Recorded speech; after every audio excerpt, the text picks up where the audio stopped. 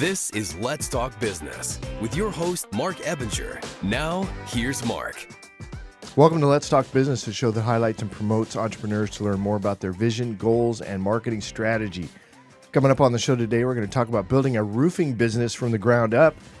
We're also going to talk about the Restoring Our Community Scholarship by Texas A&M University, San Antonio, and we have the first recipient of that scholarship right here in the studio, so we'll bring him in a little bit.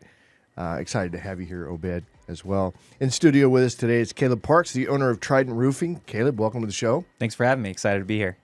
We also have Clarissa Tajeda, the Director of Employer Relations and Community Outreach at Texas A&M University, San Antonio. Clarissa, short notice, welcome to the show. Thanks for having me. Great conversation I know we will have. Yeah, you had to fill in for Xavier, who broke his arm.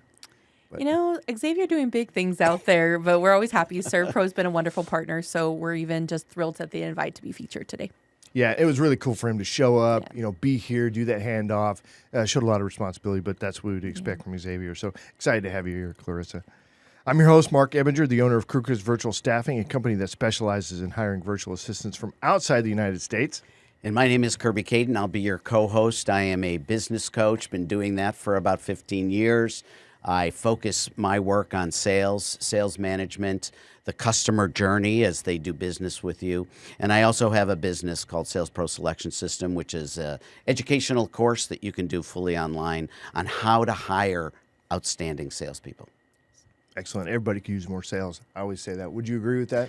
Couldn't agree more. Right. I mean, they're the hardest commodity to come by, I feel, in today's market. You're right. Commodity. I like that. He's right.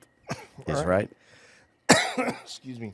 A quick reminder to follow the Let's Talk Business podcast on all major podcast platforms and social media where you can catch video and podcast version of the show. You can visit our website at satalkradio.com and get to everything from there.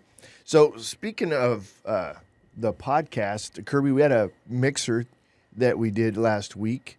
What did you think of the first inaugural podcast mixer? Yeah, Mark, it was about the most unexpectedly outstanding experience that I have had. This was the inaugural event. We hoped to have sold 100 tickets. There were about 170 people there.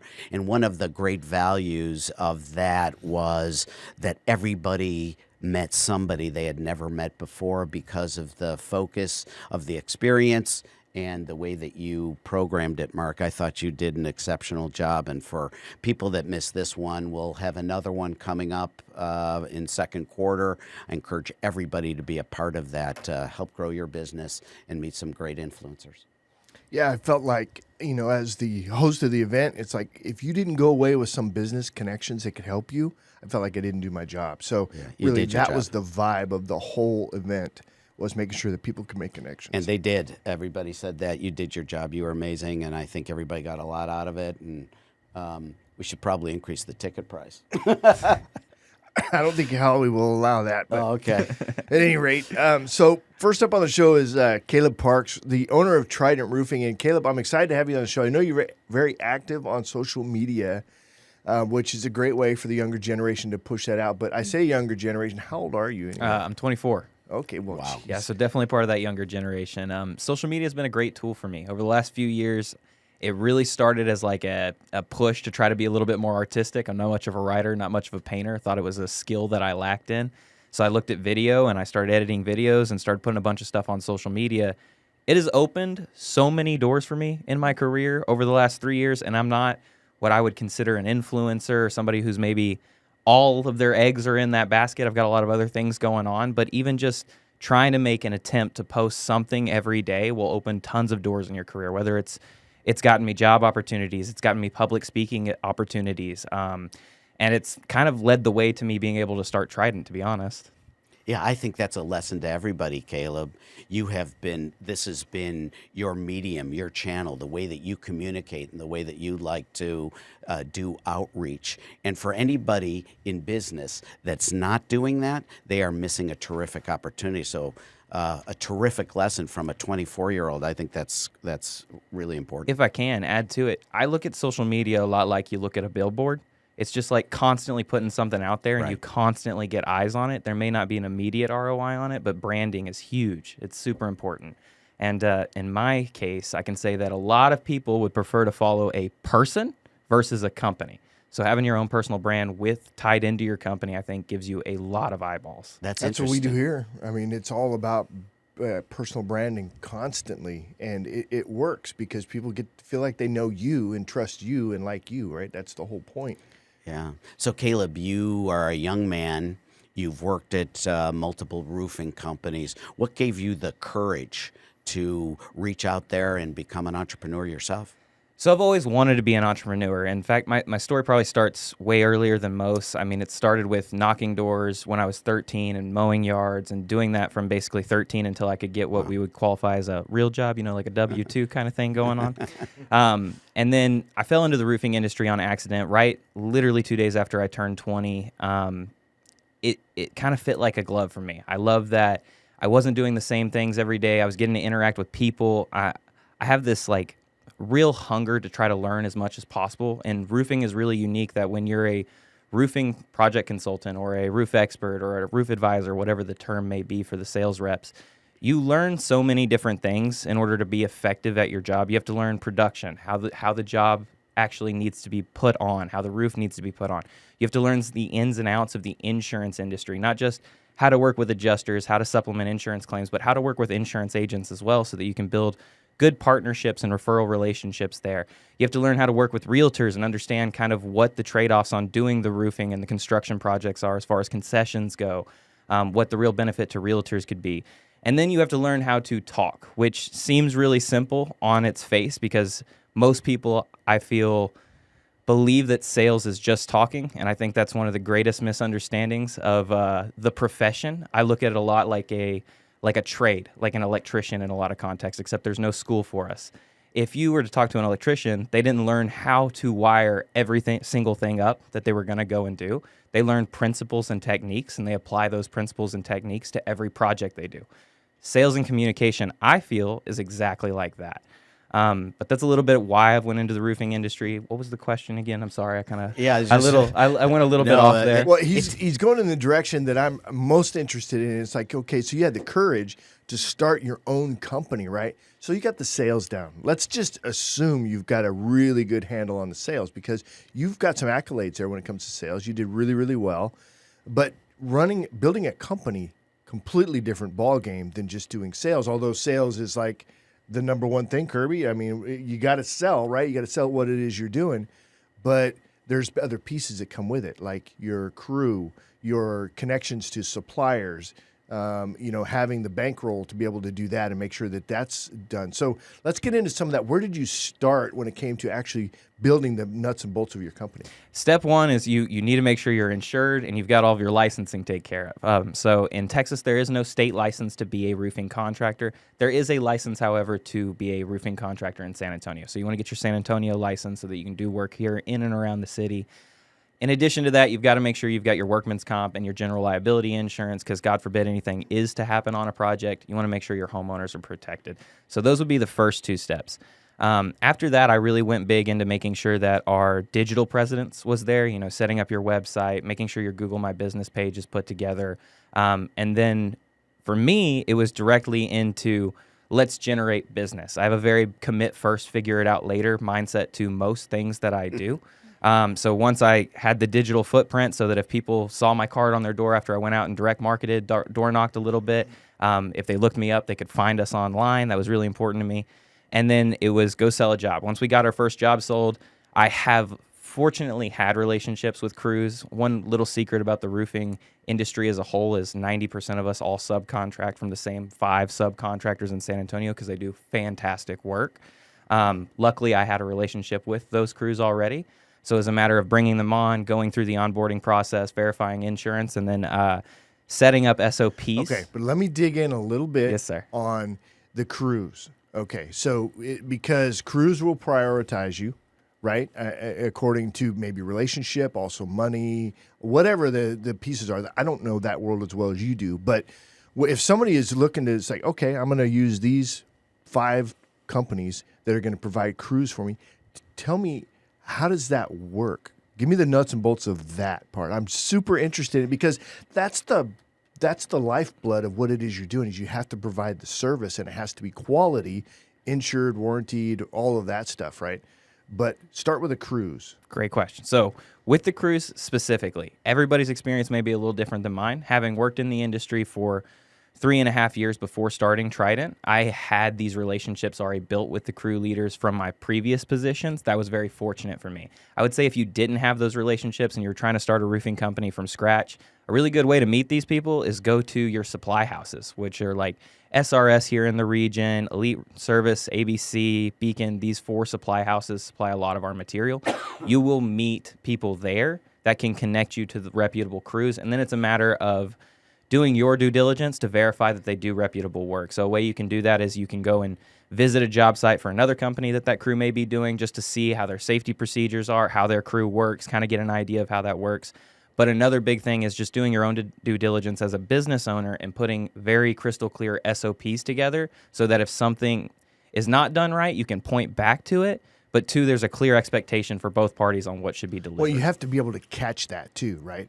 And so recognizing that's not the way that's supposed to be, doing job site inspections and so forth. Are you the person doing that, or do you have somebody in place to do that that's maybe separate from your crews? Currently, it's me because we're still a startup company. I have sales reps. They're one of the most important pieces of my business, I feel. So that's the first direction we went in recruiting. I can definitely do the production and operations side. So I do all the final walkarounds. But as far as how we're going to build that up, to me, it's recruiting somebody that knows way more about production than me. I'm humble enough to admit that I don't know everything. I'm not the best at everything. My background is in sales, as we alluded to earlier. That's what I'm the best at. Hands down, I want to take ownership of everything in that, and I need to hire people way smarter than me to run operations and do HR stuff and do production stuff. The good news is, from my previous experience, I've also managed hundreds of jobs and roofs being put onto completion, so I do know the ins and outs of that. There's also tons of literature that the manufacturers provide to you as far as what the exact install procedures have to be in order for you to get manufacturer warranties on. So we do follow a consistent checklist of things. A lot of the manufacturers have the same process of due diligence that we kind of have to make sure the starter goes on a certain way, have to make sure the felt goes on a certain way, make sure the shingle gets nailed a certain way, things like that. And we do monitor that throughout the process from start to finish. Somebody is on the job site, and then we do a final qual check at the end. Do you guys do like the pictures and stuff like that too as you build the jobs out? Yes, sir. We take a lot of pictures for multiple purposes. One, it brings customer peace of mind. We want to definitely make sure they can see that process. They can see we replace decking if decking had to be replaced. They can see we put the ice and water shield where we said we were going to put it, things like that, to have just better customer satisfaction at the end of the day. But 2, it also just acts for our documentation because we got to warranty the roof, so we want to make sure that everything is done 100% correctly. Yeah, I would challenge you a little bit, Mark, because the actual work of putting on a roof has a certain commonality to it. Now, there's a spectrum of how somebody's going to do it in more of a shoddy way as opposed to an excellent way, and I know you're very focused on achieving absolutely the best result. But for this organization in an industry where there are many competitors, it's really about how you sell, the customer journey, and then post-installation experience that customer has. So tell us a little bit about how you have framed that experience and kind of why you're a little bit different than some of the other roofing companies. I'm so happy you asked me that question. So how we're a little bit different is, one, we're leveraging technology to try to make the buying process easier. We want to change the way that roofs are bought. Instead of it being a full 4-hour event where you've got to talk to your roofer here, then you've got to meet with the adjuster and do all of these processes. We want to try to streamline as much with technology. So we're in the process of doing that right now. The other thing give us an example of that. That sounds very interesting. So what we want to be able to do is, ideally, you could go to the website and get a instant roof quote, and all we have to do to show up is just confirm measurements and confirm little roof details here and there, so that the process is much shorter and a lot easier for the average consumer. Because I find that if you guys are anything like me, we've probably bought something off of Amazon in the last week. That continues to ramp up week by week, year by year. Right. So it's a matter of trying to figure out, in this digital world, where can the roofing space fit? So that's a big effort of Trident, is try to digitalize this and make it a little bit more streamlined for the customer. We use AI to increase our communication through the whole process to make sure you're getting constant updates. But then when it comes down to our inspection, we do that different too. So our inspection process, I would say 80% of roofers in the market are going to go out, jump on your roof, be up there for 10 minutes, come down, give you a piece of paper with an estimate and a price, and they're done. I would say the other 20% are somewhere in the realm of what we do. We all do something a little bit different. What we do different is we use a lot of technology. So like moisture meters, microscopes, endoscope cameras, things like that to really build out a fully detailed damage report so that the homeowner can completely understand what problems they have, whether like an example is hail damage. Hail damage from a normal photo does not look like a big issue. So we use a microscope to put that over the hail damage so you can see the fracture in the asphalt. So you can see how this hole will erode away and create leaks in the future. We do a lot of repairs too. So repair work is difficult in nature to really source because a pin-size hole could create a leak. So we use moisture meters to try to figure out exactly where the leaks are coming from. We use endoscope cameras to get back behind flashing and things to take pictures of rotted decking so you can see exactly what we're trying to diagnose. And then from there, we're able to have a more informative discussion with our homeowners on exactly what our approach is to fix the problem. And that just helps us carry through with our customer satisfaction at the end. So if the customer, do they get to keep all of that information? Because that's pretty thorough. Can they use it to go shop?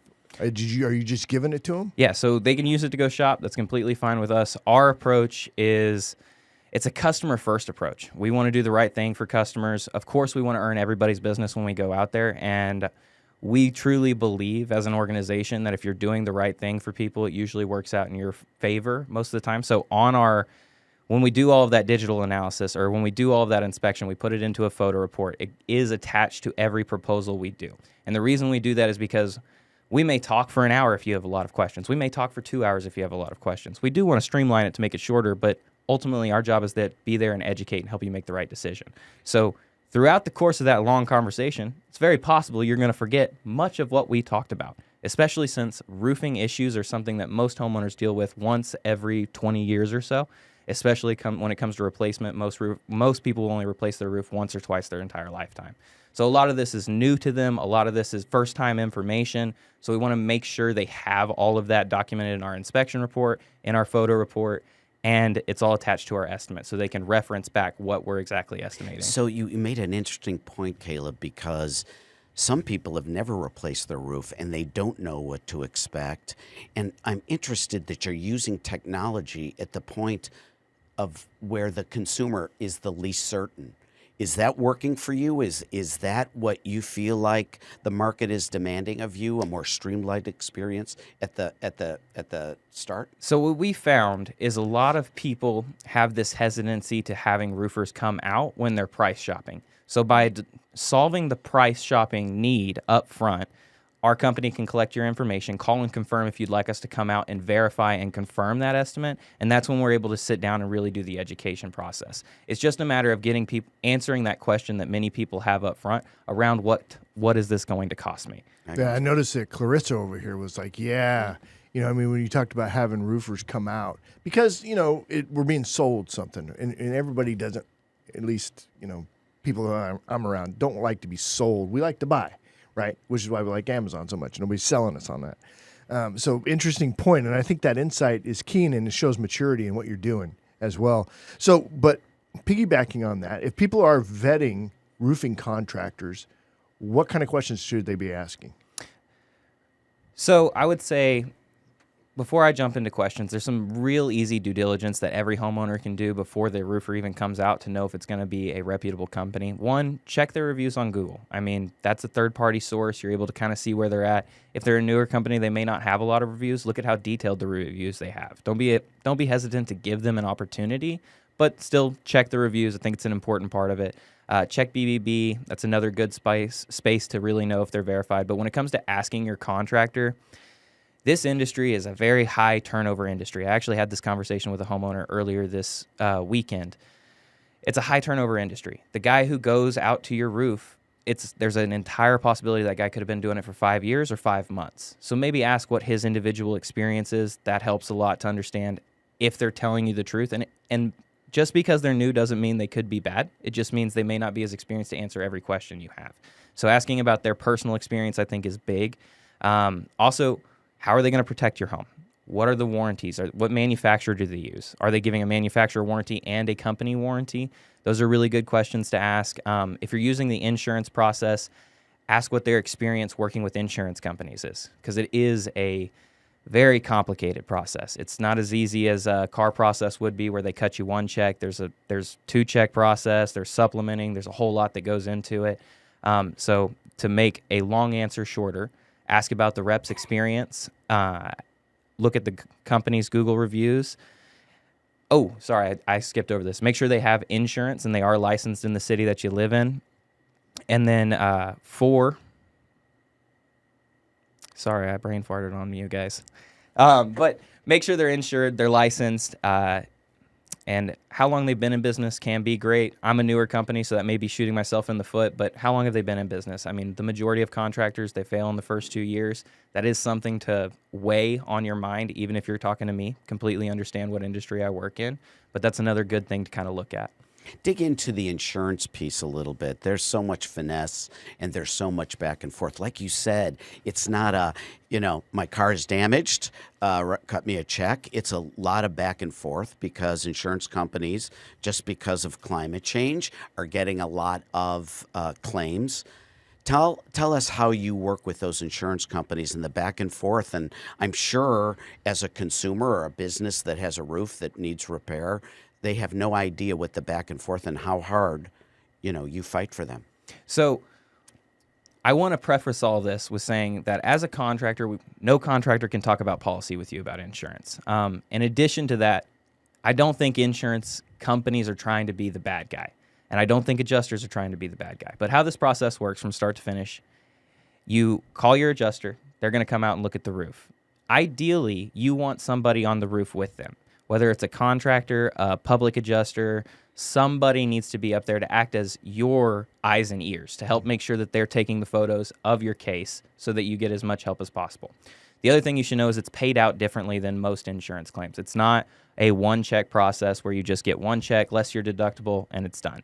It's a 2-check process. And what that means is when you initiate the claim, they're going to give you 1 check if it's approved, and it's usually going to be less than half of what the actual project is going to cost. And the reason they do that is because back in 2005 or so, a major event like Hurricane Katrina happened. A lot of people use those funds for things that it wasn't necessarily intended for. I can't blame those people. Right. That was a catastrophe. Right. But business being business, the insurance made a pivot because they lost billions of dollars. Right. So that's why they have this 2-check system now. In order to receive that final check, you have to show proof of payment of your deductible as well as a completion form and a final invoice. So that's a little bit confusing to people because they don't realize that they don't get all their money up front. So they're a little worried that they can even pay for the project. So it's up to kind of us as contractors to explain and walk them through that in some context, because unless a homeowner picks up the phone and calls their insurance agents, adjusters don't usually do a great job of explaining it. Again, I don't think they're trying to be bad guys. I just think you have to look at every employee in every market, as some people are really good at their jobs, some people are new at their jobs, some people are just collecting a paycheck. And that's the same with adjusters, unfortunately. Yeah, I think the key, though, Kaleb, is that when we have an experience with our roof, we don't know what to expect, and we certainly don't know the details of working with an insurance company. So something you said earlier is the trust that you have with the person that's going to be working with the organization that's going to put on a new roof, as well as the external, the suppliers, the insurance companies, etc. You really got to trust somebody, and that's really the key.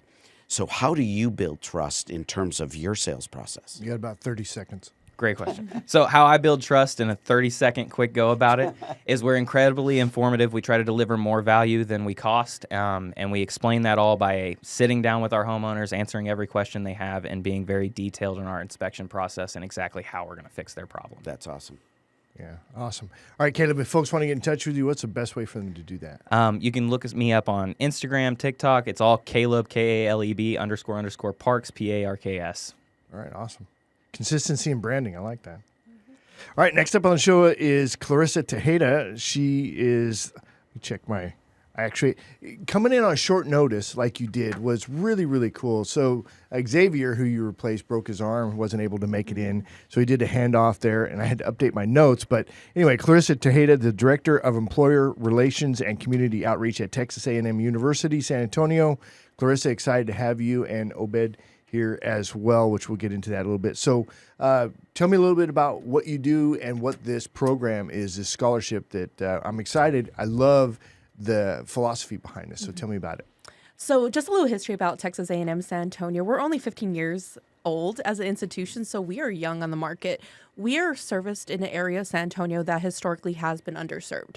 So south of 90, Red Line was very much real. So a big mission of our university is to give back to the greater San Antonio community, to uplift those around us. So ServPro, Xavier saw the vision where he really did want to celebrate our students in terms of their service. So he created a scholarship opportunity with us in which a freshman will actually get recognized for their volunteer hours. You may think, why is volunteerism important?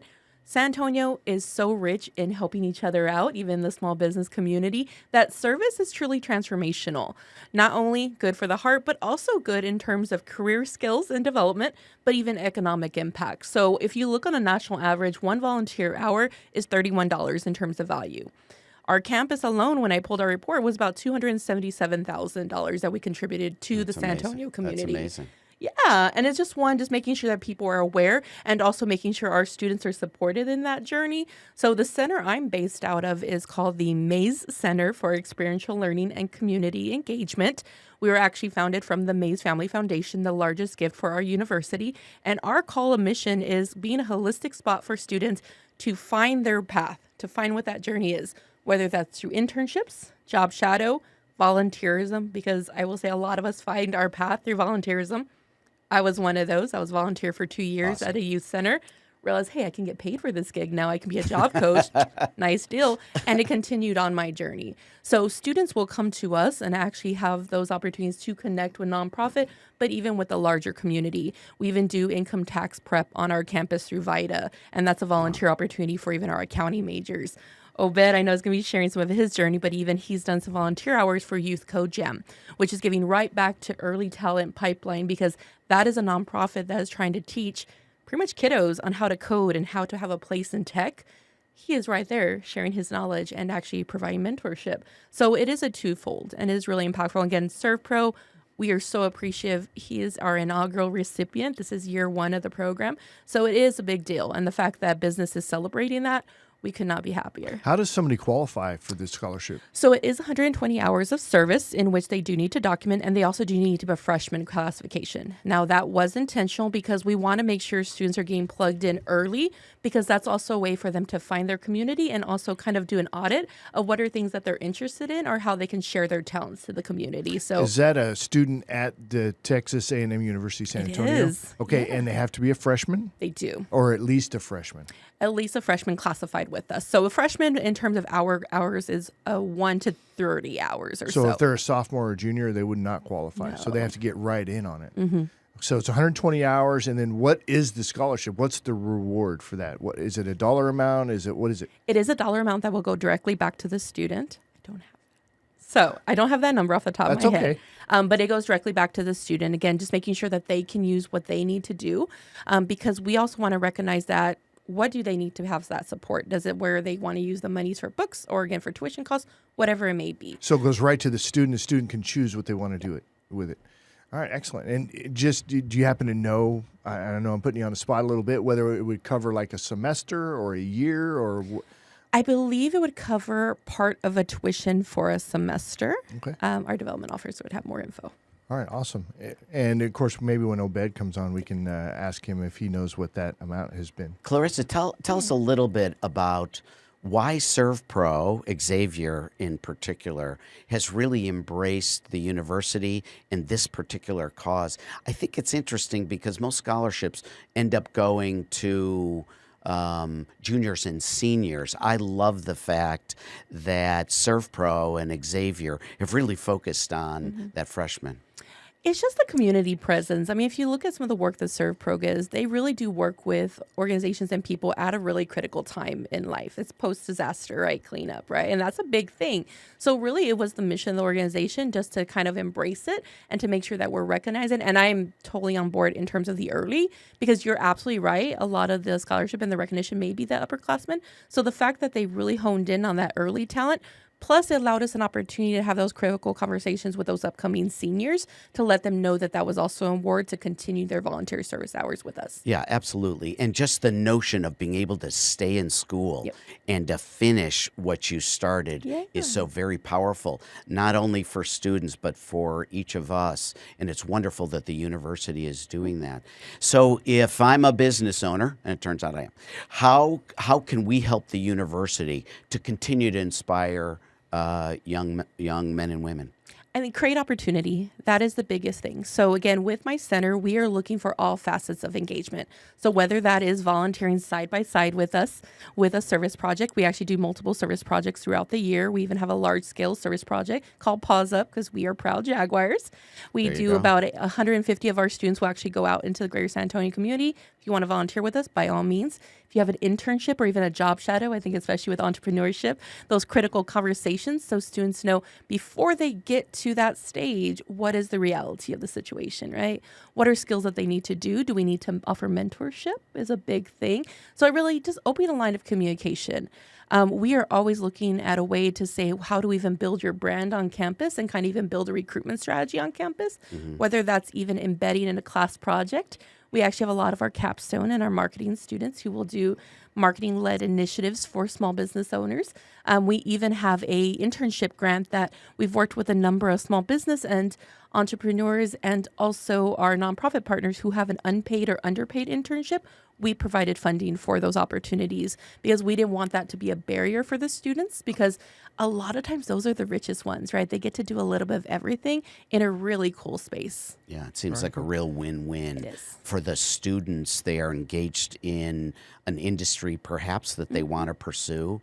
For the business owner, they are getting to shape an individual to support their team and figure out if they want to hire them upon graduation. And so I think it's a tremendous win-win situation. Could you share some of experiences, ServPro and others, on what happens after somebody gets through the A&M program and how they end up being employed by those that have donated? Not a problem. So in regard to the donations, I know one specifically, we've worked a lot with Disability SA, which is a local nonprofit. Right. They actually were a big partner for us in terms of doing a summer camp with some of our students. And it was one that it led to a one-time volunteerism, then it led to an internship, and it actually had where eventually they had an actual gainful employment with one of our December grads. Okay. So now she is overseen as a coordinator role, advancement, but also volunteer recruitment. And so she's now coming back and doing service projects with our students. You know, I got to tell you, for any entrepreneur, having the ability to do a test drive with an individual to see what their character is about, to see what their work ethic is about, is so very valuable. You can't do that during the interview process. So to be able to have this experience and really know who you want at the end. My son is about to graduate. He's got a college already, but he did his internship during the summer, and this is fabulous for all entrepreneurs to reach out to the academic community. So it's wonderful that A&M is doing that. I mean, even when you look back, we go back to the COVID years, right? We all remember that in terms of what happened to workforce in spring of 2020. Everything shut down. I want to give a lot of kudos to our Air Force civilian partners. It actually was a parent that led this initiative, that they opened the doors to an extern day. So we had about 40 students out there seeing what they had to offer. One of our students got into an internship, next summer interned. Well, COVID happened. Because of their internship, they knew that they had a job afterwards because of the exceptional work that they did. And it took one person to open that door. So really trying to find community-based champions, because I will say San Antonio is pretty phenomenal. We're a major city, but we are so well connected. And I do want to give a shout out to my Leadership San Antonio Cohort 48, best class ever. We are missioned in the year of service, is how does business and nonprofit and everybody come back together to uplift San Antonio as a whole. Beautiful. So just looking in your own community, you will find a way. All right, as we're going to swap out with Obed, but while you guys are swapping chairs, I want to go over to Kaleb. So when it comes to nonprofit involvement, right, entrepreneurs, local businesses really should be looking for opportunities to do that. Have you stretched into that area yet where you're getting So we involved in haven't had a nonprofit? chance yet. I'm sorry to cut you off. So we haven't had a chance yet. It's a big part of what our company is founded on. The company name is Trident, and it came from the idea of being good for the homeowners or property owners, good for the team, and good for the community. That's the idea of where the name came from. Love We it. want to do more community involvement. We're just still in the startup phase. I'm still trying to figure out all the ins and outs of my business before I can start to add how we're going to give back into it.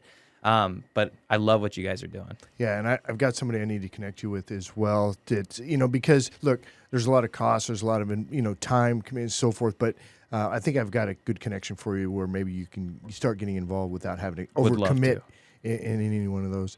So Obed, Obed Valencia, correct? Yes, All right. So you're a freshman. freshman. Okay. So how did you hear about this scholarship, and tell me about getting involved in that? So on the university's website, there's a website called Scholarship Universe, and through Scholarship Universe, it just lists like thousands of scholarships. Oh. And I'm always researching different scholarships that I qualify, and I saw that they had the Pro Serve scholarship, and I qualified for it. So it was something that I didn't think I was gonna qualify for. Like, I didn't think I was gonna get it. But I just took the initiative. I applied for it. I received. Congrats, you got the scholarship. Mhm. And Did you have to put in the time first, or do they select you and then you put in the time? How does that work? What do you mean? Like 120 hours of service that you have to be able to do, Oh, that you're okay. going to do. Did you already put that in before you applied? Yes. Okay, so where did you spend those hours, and how did you document all that anyway? Did you just keep track yourself, or did you have to turn it in somewhere? It was a little bit of both. Through my university, we have this website where it keeps track of how much time you do during like community service hours. A few events that I've done is the low sensory jam for students who are like in their early teens who are really interested in doing things in tech. There's so many people that I've met through that event. Apart from that, also, I've done events such as like being a student panelist. I'm first generation, so I'm really reaching out to the south side of San Antonio. So, high schools such as East Central, they come to us, and I really share my experience as being the first generation and the importance that it has on us. But yeah, just different events and just getting myself out there. That's how I've qualified for that scholarship. Obed, it's amazing. First of all, congratulations. What a great honor and all that. I'm very curious about your journey. What is it that you want to accomplish, and how will A&M prepare you for that? And what does the scholarship mean to you? Well, I'd say that like my mission statement is just to learn as much as I can. I didn't think I was even gonna attend college just because the cost is pretty insane. It's thousands of dollars. But just things happen for a reason, and luckily I ended up in A&M San Antonio, and being there just really opened my eyes. This scholarship means a lot for me. I'm majoring in computer science, and that's a pretty expensive career, like tech-wise. Currently, I don't have like a laptop, things like that, so I can exercise my career. So that scholarship would mean a lot when it comes to like finding a good laptop, so I could, do my college and my work. But apart from that, the scholarship just means a lot in how much it means to me. It's a reward for my volunteer hours. It's a reward for how much I've done for my community. Just a lot of experience that I've gained from it also. But I'm super thankful to have received the scholarship. Yeah, I think from ServPro's perspective, the ability to give a hand up to somebody with great aspirations and who's already giving back is such a moniker of the culture at ServPro. And for you, Obed, the fact that you've given so much, and you don't have a lot, but your giving of yourself is a lesson to every entrepreneur about how we do well when we give somebody a hand up, and I just think it's wonderful. I know it's computer science, but what's the ideal role for you once you graduate? I know that's a couple of years away. It is a couple years away, but currently I'm thinking of being somewhere in IT. I've been developing my leadership roles. I'm pretty active on school. I'm the freshman senator for the Student Government Association. Good for you. Apart from that, I'm also in different organizations. I'm in Association of Computer Machinery. We just got back from an event at College Station. So I'm building up my leadership skills, and I really want to work in a position in tech where I can enforce them. I can exercise them. I was thinking of possibly doing IT and being a project manager. That's something that really interests me, but that's still a couple years away. Sure. Anything can change. My mind's still developing, but as of now, that's what I want to meet, like, job-wise.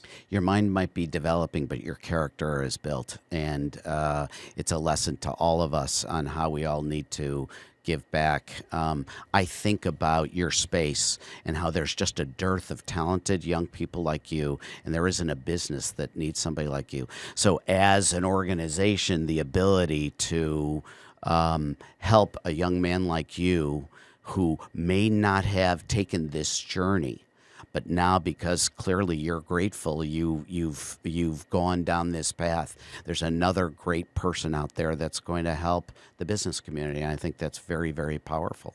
So Yeah, it's a great way to build your education is by serving the community as well. I think it's a cool program to require that as a part of the scholarship. So well done. All right, well, Obed, I appreciate you coming in. It was great to meet you, and good luck in your career and the rest of your college education. Yeah. All right, as we wrap up the show, quick reminder to check out our latest podcast, catch video versions of the show anytime by visiting our website at satalkradio.com. That's going to be it for this one. Good job, everybody. Thank you very much. You guys have a great week. Thank you. Good job.